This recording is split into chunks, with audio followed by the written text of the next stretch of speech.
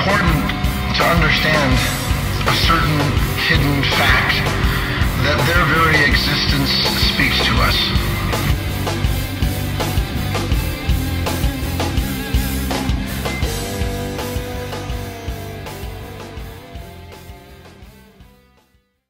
Hello, Bezel 333. That was Guy Finley, a lesser-known motivational speaker I found on a cable channel.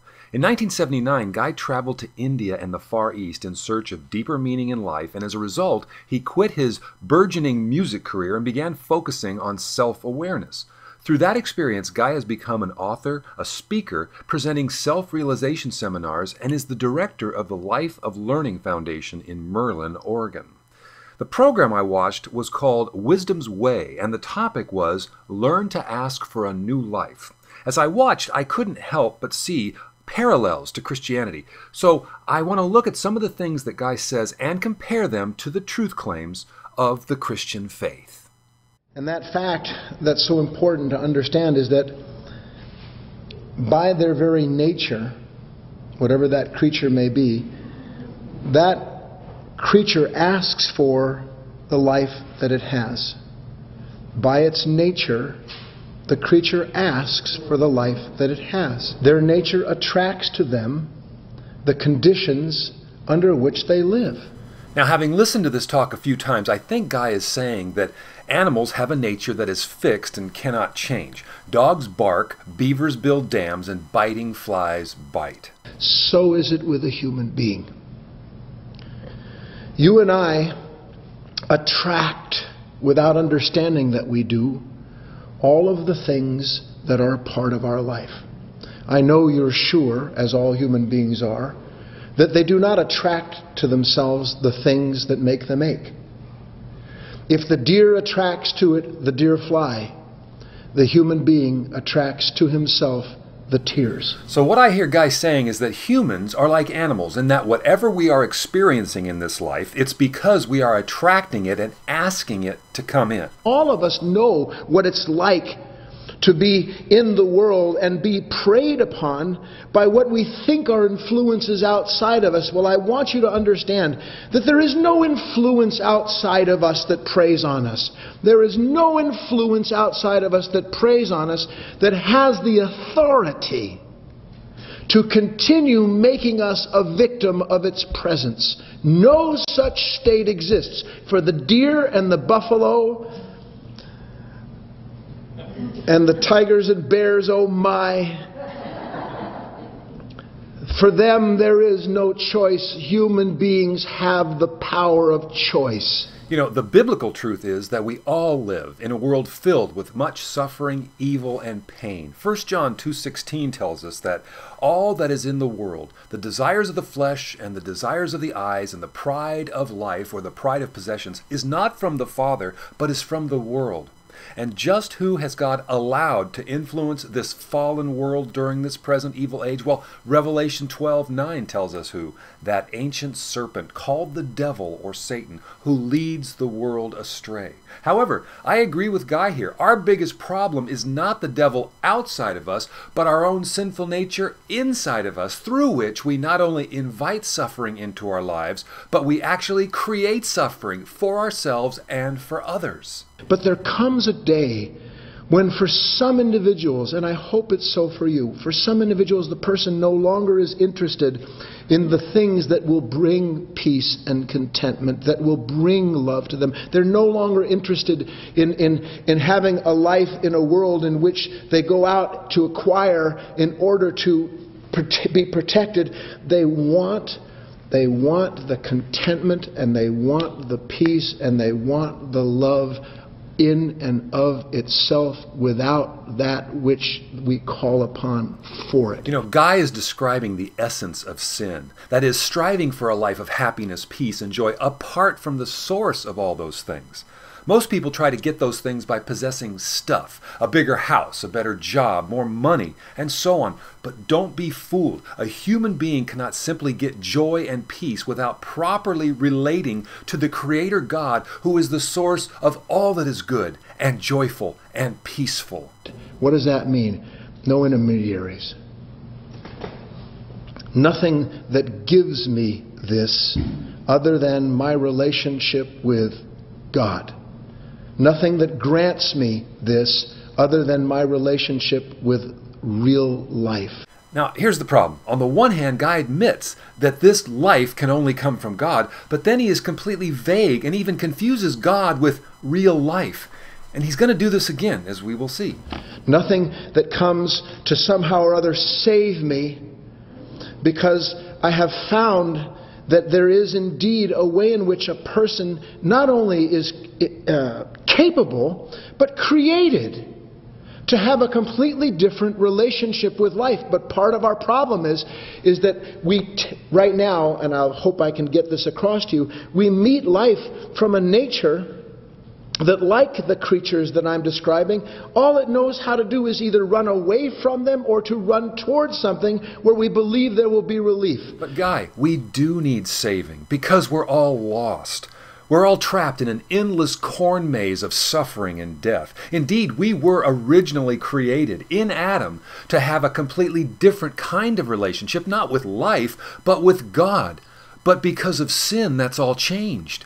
It's not part of our problem now, it's our main problem, and that is that our sinful nature has severed us from the source of all our longings, God Himself. We do run away, willfully and deliberately from God because our sinful nature has deluded us into thinking that we can be our own gods.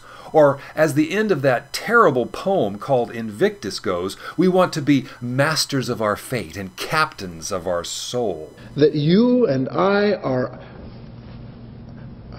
made to be able not just to ask for what we want, but to receive it. Now, as a Christian, I can agree with that. However, we would call it prayer, and it's crucial that one ask the true and living God who alone can actually give what it is that you're asking for. And for this to happen, you must have a relationship with this one true and living God. I want you to understand that there is a certain part of this nature, a certain part of the animal nature. A human being has animal in him. There's no question about it. Our soul is a constituent relationship between all kinds of forces, elemental and celestial. And inside of us, there is something that exists in conflict. And that conflict breeds itself and finds reasons for itself in itself. But the Christian idea of the soul is much different. Man is a creature, yes, but unlike any other animal, man is also a person, which means that we can make decisions, and unlike any other animal, we can have aspirations and goals. Our souls are the immaterial aspect of who we are as a unity of both body and spirit. It is the whole person, body and soul, that has, as Guy says, something that exists in conflict, which is our sinful nature that is in conflict with our Creator. This sinful nature is opposed to His will and His laws, and the breaking of them is what is known as sin. And I want you to understand that that part of a human being is not only a liar, it is, get thee behind me. It is what has always been trying to keep human beings from recognizing that they can learn, if they will do the work, to ask for what they want and pay for it in the moment. Now wait a minute, Guy. You can't just use that as a throwaway line. Mark chapter 8. Jesus is telling His disciples that He must suffer many things and be rejected by the elders and the chief priests and the scribes and be killed and after 3 days rise again. And He said this plainly. And Peter took Him aside and began to rebuke Him, basically saying, may this never happen to you. But turning to His disciples, He rebuked Peter and said, get behind me, Satan, for you're not setting your mind on the things of God, but on the things of man. You see, if we actually could do the work or pay for it in the moment, then Jesus having to suffer many things and be rejected by the elders and the chief priests and the scribes and be killed and 3 days rise again would be completely unnecessary. I know the deer can't ask for anything different, but I heard there was a completely different way. Ask and I'll receive. That great teaching, it never really said what a man would receive in a specific sense, what a woman would receive in a specific sense. The intimation is, though, that if I ask, I will receive what my Father, what this goodness of life wants me to have. Okay, here it is again. My Father is not the same as this goodness of life. Which one is it, Guy? When Jesus said in Luke 11, "Ask, and it will be given to you. Seek, and you will find. Knock, and it will be opened to you. For everyone who asks receives, and the one who seeks finds, and the one who knocks, the door will be opened. If you then, who are evil, know how to give good gifts to your children, how much more will the Heavenly Father give the Holy Spirit to those who ask Him?" That's something specific. Now, who exactly is Jesus speaking to? Well, if you go back to the beginning of this chapter, we're told the answer. We read there, "Now Jesus was praying in a certain place, and when he finished, one of his disciples said to him, 'Lord, teach us to pray.' And he said to them, 'When you pray, say, Father, hallowed be your name.'" And he goes on to teach them the Lord's Prayer. It is to the disciples of Jesus, and only to those who are trusting in him and him alone, that Jesus says, "Ask, and you will receive." Then I begin to see myself in a completely different light. I begin to understand that it's possible for a man or a woman to no longer have to tiptoe through this life, hoping life brings them what they've been asking for in secret corners of their mind. I can step right up, and I urge you to do it. And I can ask for the life, I can ask for the light that I want. Remember I said that the name of this talk is Learn to Ask for a New Life. And I think immediately of what Jesus said to Nicodemus in John chapter 3. Unless one is born again, he cannot enter the kingdom of heaven.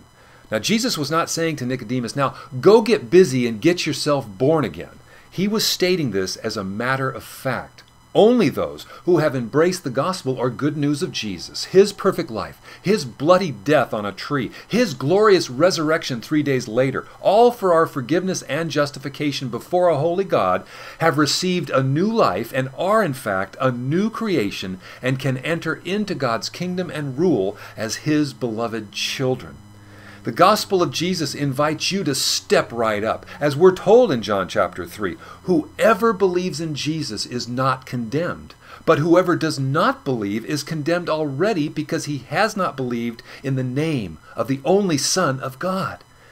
You see, the sober reality is that there are only two kinds of people in this world, those who believe in Jesus and those who are condemned already.